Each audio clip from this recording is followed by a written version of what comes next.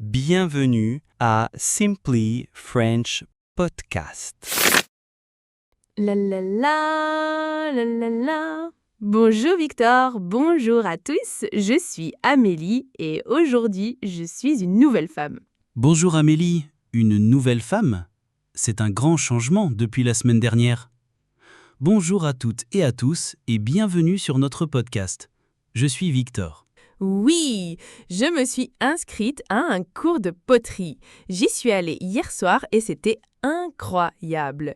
J'ai créé un petit bol. Bon, il est un peu moche, mais c'est moi qui l'ai fait.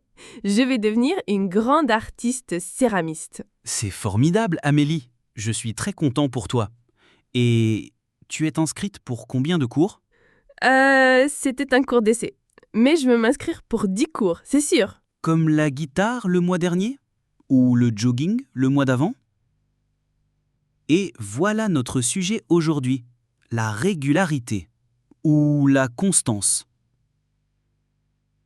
Comment continuer quelque chose quand l'excitation du début a disparu? C'est une leçon de niveau B1 où nous allons explorer la psychologie des habitudes. Oh, tu as touché un point sensible. C'est mon plus grand problème.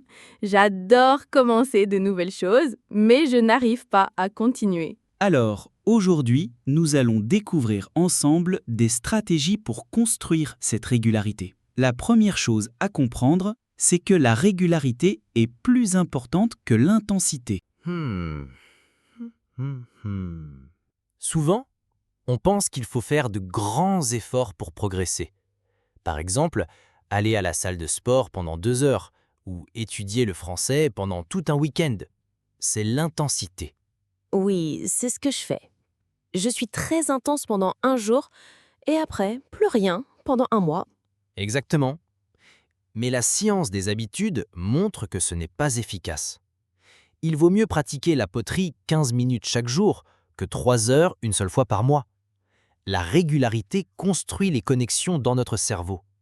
L'intensité nous épuise. Donc, l'objectif n'est pas d'être parfait, mais d'être présent chaque jour. C'est la philosophie parfaite. Pour être régulier, il faut que l'habitude soit facile à commencer. Il est essentiel que tu ne penses pas à la performance, mais seulement à l'action. Vous entendez le subjonctif? Il faut que l'habitude soit. Il est essentiel que tu penses. On l'utilise pour exprimer une nécessité. D'accord. Donc, pour ma poterie, il ne faut pas que mon objectif soit de créer un chef-d'œuvre. Il faut juste que je touche l'argile chaque jour. C'est une excellente manière de voir les choses. Et pour rendre cette action quotidienne possible, il y a des stratégies. La première est de rendre l'habitude évidente. La. Notre cerveau est un peu paresseux. Il choisit souvent le chemin le plus facile.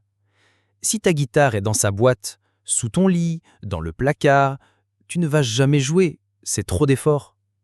C'est exactement là où est ma guitare. Je m'en doutais. Pour que tu penses à jouer, il faut que la guitare soit visible. Tu devrais acheter un support pour ta guitare. Et tu pourrais la mettre au milieu de ton salon. Au milieu de mon salon? Mais ce n'est pas très joli. Peut-être pas. Mais chaque fois que tu verras ta guitare, ton cerveau se souviendra de ta décision. L'environnement est plus fort que la volonté.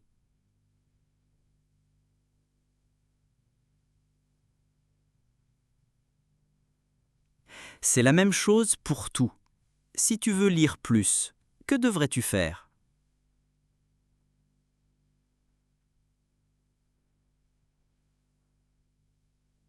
Je devrais mettre un livre sur mon oreiller le matin. Parfait. Comme ça, le soir, tu le verras.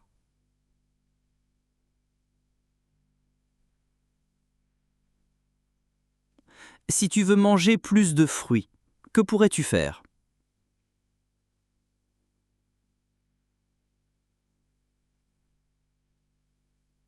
Je pourrais mettre une corbeille de fruits sur la table de la cuisine au lieu de les cacher dans le frigo.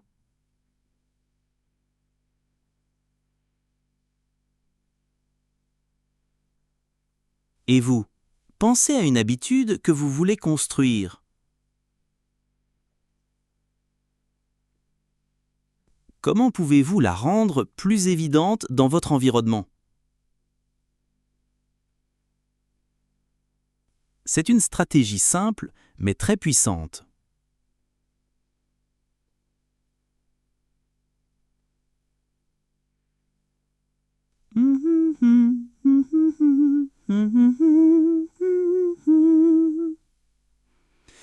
La deuxième stratégie est connectée à la première.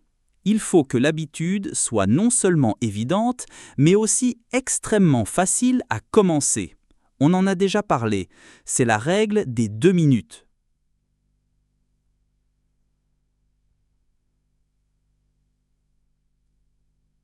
Ah oui, l'objectif doit prendre moins de 2 minutes.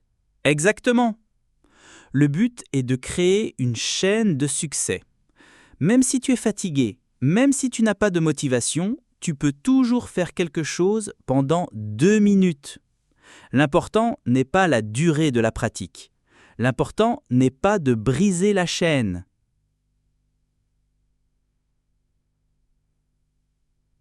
C'est mon problème. Quand j'ai voulu commencer le jogging, mon objectif était de courir 30 minutes. Le premier jour, j'ai couru 30 minutes. C'était horrible. Le deuxième jour, je n'ai pas eu envie et je ne suis jamais ressortie.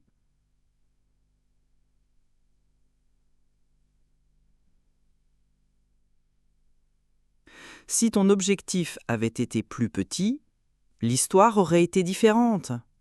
Tu aurais dû te dire « Mon objectif est de mettre mes chaussures de sport et de sortir de la maison pendant 2 minutes. » Juste ça.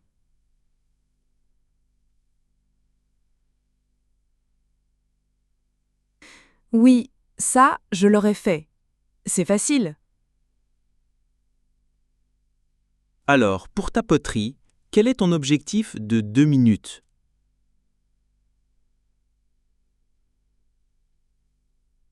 Ce n'est pas faire un bol, c'est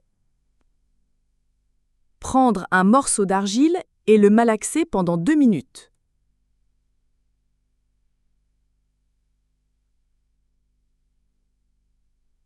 Parfait, tu peux faire ça tous les jours. Et certains jours, après 2 minutes, tu auras envie de continuer, et d'autres jours, non. Et ce n'est pas grave, tu n'as pas brisé la chaîne.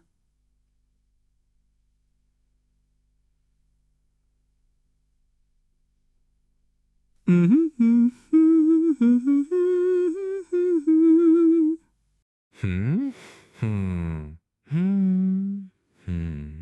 hmm. La dernière stratégie pour aujourd'hui est très visuelle et très motivante. C'est le suivi des habitudes. Un suivi des habitudes? C'est quoi? C'est très simple. Tu prends un calendrier et chaque jour où tu fais ton action de 2 minutes, tu dessines une grande croix X sur le jour. Au début, tu as un X. Après une semaine, tu as une petite chaîne X, X, X, X, X, X, X. Ah, je vois. Et l'objectif est de ne pas briser la chaîne. C'est toute la psychologie. C'est très satisfaisant de voir cette chaîne grandir. Ton cerveau ne veut pas voir un jour vide, ça crée une motivation visuelle. Depuis que j'utilise un suivi pour ma lecture, je n'ai pas manqué un seul jour en 3 mois. 3 mois? C'est incroyable. J'ai essayé ça une fois, mais après avoir manqué un jour, je me suis sentie coupable et j'ai tout arrêté. C'est une réaction normale. C'est pour ça que la règle ne jamais manquer 2 fois est si importante. Si tu manques un jour, ce n'est pas grave, tu laisses la case vide. Mais le lendemain, il est impératif que tu fasses ton habitude pour que la chaîne recommence. D'accord. Donc, on a le droit de ne pas être parfait. Mais on doit essayer de revenir tout de suite. C'est un bon système. Et voilà. Nous avons maintenant nos 3 stratégies principales. Rendre l'habitude évidente, rendre l'habitude facile suivre ses progrès pour rester motivé. Maintenant, Amélie, pour finir, nous allons créer un pacte de régularité pour toi et ta guitare. Oh, ma pauvre guitare abandonnée. D'accord, un pacte, je suis prête. D'accord. Premièrement, la stratégie 1, l'environnement. Que vas-tu faire avec ta guitare? Je vais acheter un support et je vais mettre la guitare dans mon salon, à côté de la télé. Je la verrai tous les jours. Très bien. Deuxièmement, la stratégie 2, l'habitude de 2 minutes. Quel est ton objectif quotidien? Mon objectif n'est pas apprendre une chanson. Mon objectif est je vais prendre la guitare et je vais jouer un seul accord pendant 2 minutes. Parfait. C'est si facile que tu n'auras pas d'excuses. Et troisièmement, la stratégie 3, le suivi. Je vais imprimer un calendrier pour le mois. Et chaque jour où je jouerai pendant 2 minutes, je dessinerai une grande croix rouge. Je veux voir une longue chaîne de croix. Et si tu manques un jour? Si je manque un jour, ce n'est pas la fin du monde. Mais le lendemain, il faudra que je fasse mes 2 minutes. Je ne manquerai pas 2 fois de suite. Amélie, c'est un plan parfait. C'est un vrai système pour construire la régularité.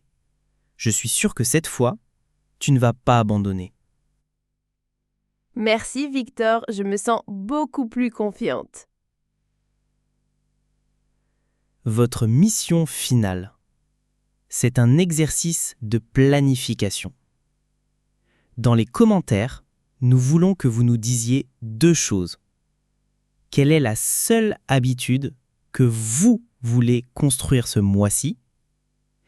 Quelle est la version de 2 minutes de cette habitude? On a hâte de lire vos mini-habitudes, c'est très motivant. Merci beaucoup pour cette leçon Victor. Avec plaisir. Et merci à vous de nous avoir écoutés. N'oubliez pas, le secret du succès, c'est la régularité, pas l'intensité. Au revoir. Au revoir et bonne chance avec vos habitudes.